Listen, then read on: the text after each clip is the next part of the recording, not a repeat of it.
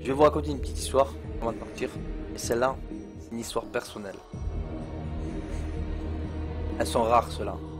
Donc je vais vous la raconter. Ça s'est passé il y a très longtemps. Les témoins qui étaient avec moi ce jour-là, j'ai les noms, donc vous pouvez les consulter. Youssef, que vous connaissez, c'est mon ami d'enfance. Il me l'a rappelé il n'y a pas longtemps, il y a 2 jours, il me l'a rappelé, il m'a dit: oh, tu te rappelles de ce jour-là? Waouh. En fait, j'étais choqué de m'en rappeler parce que c'était violent. Donc à cette époque, on était très jeunes, on avait 12 ans, 10-12 ans, entre 10 et 12 ans.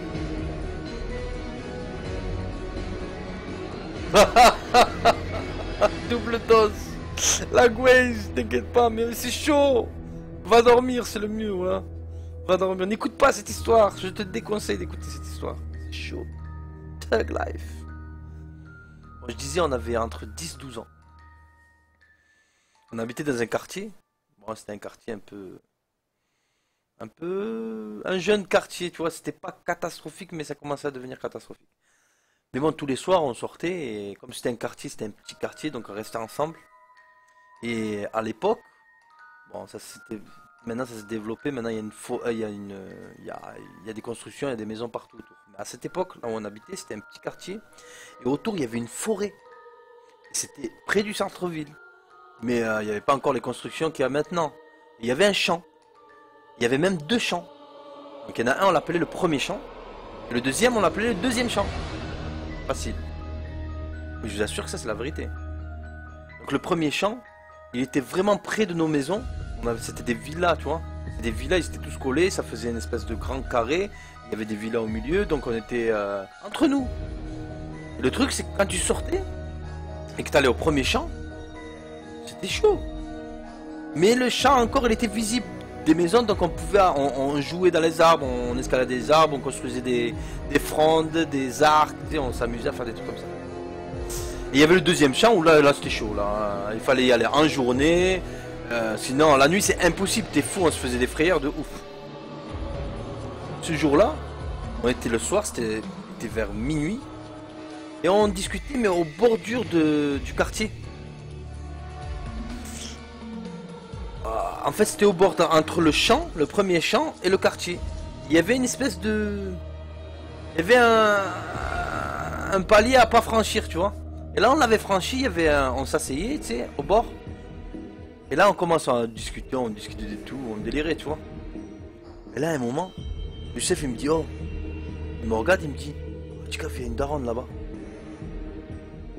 Il me dit: il y a une daronne là-bas. Je lui dis: qu'est-ce que tu racontes? Et on voit au milieu du champ, il y avait un petit chemin, mais au loin. Et là, c'était bizarre parce que c'était minuit. Et on voit une daronne avec sa poussette, en train de pousser sa poussette presque au milieu du champ. Là, je fais: oh, c'est quoi ça?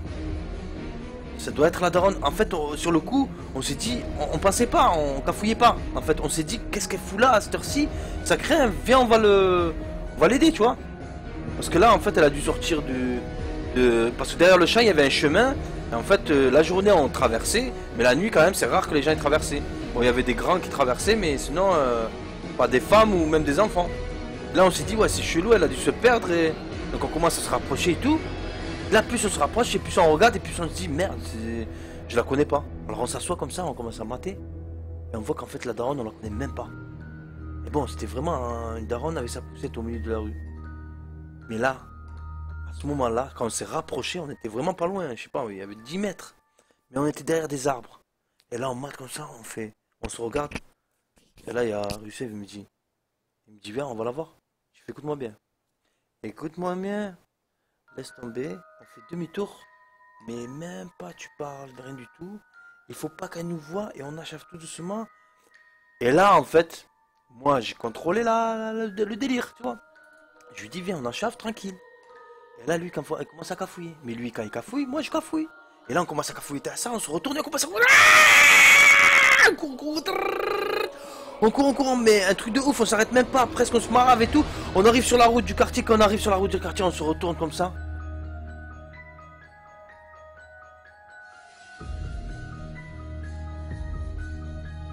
plus rien.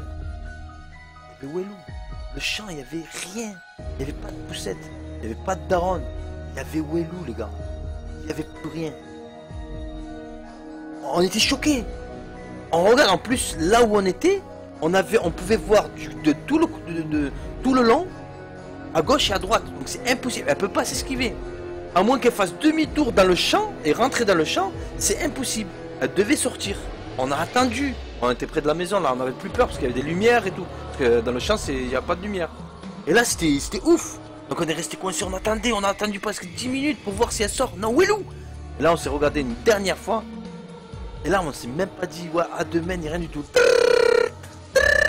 Je suis rentré chez moi, il est rentré chez lui, c'est fini. Thug Life, nigga West Side. Trigino. Ah, c'est chaud. C'est chaud, là. Quand t'as 10-12 ans, t'arrives des trucs comme ça, là, c'est chaud. Voilà ça. C'était l'histoire du soir, bonsoir. La deuxième histoire du soir, bonsoir. J'espère que vous avez kiffé.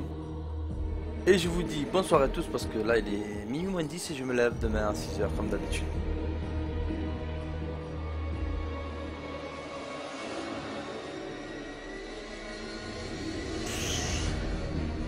Donc n'hésitez pas à follow la chaîne, n'hésitez pas à follow le YouTube. Tous les histoires du soir bonsoir ils sont sur YouTube. Vous avez même les tutos, le tuto que j'ai fait le week-end dernier avec mon fils. Pour apprendre Street Fighter 5 à mon fils. Que je vais renouveler tous les week-ends. Donc tous les week-ends il y aura une leçon. La première, le GTJ leçon 1, c'était le week-end dernier. Vous le trouverez sur YouTube. Même dans les VOD de Twitch, ils y sont. Mais vous l'avez sur YouTube, vous tapez Diego Loire, GTJ, non, Great Teacher Diego.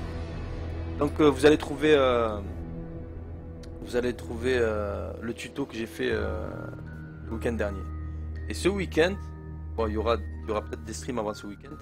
Mais ce week-end, il y aura la leçon 2. Et donc ça va commencer à partir en live, le training. Et on va essayer de mettre en exécution ce qu'on a appris la semaine dernière. Voilà, et je vous dis bonne nuit à tous et merci d'avoir suivi le stream. Followez Twitter. N'hésitez pas à utiliser le hashtag SFTugLife si vous voulez partager des trucs. Les thugs, ils peuvent le voir. Et je vous dis bonne nuit à tous. Bye bye. Thug Life.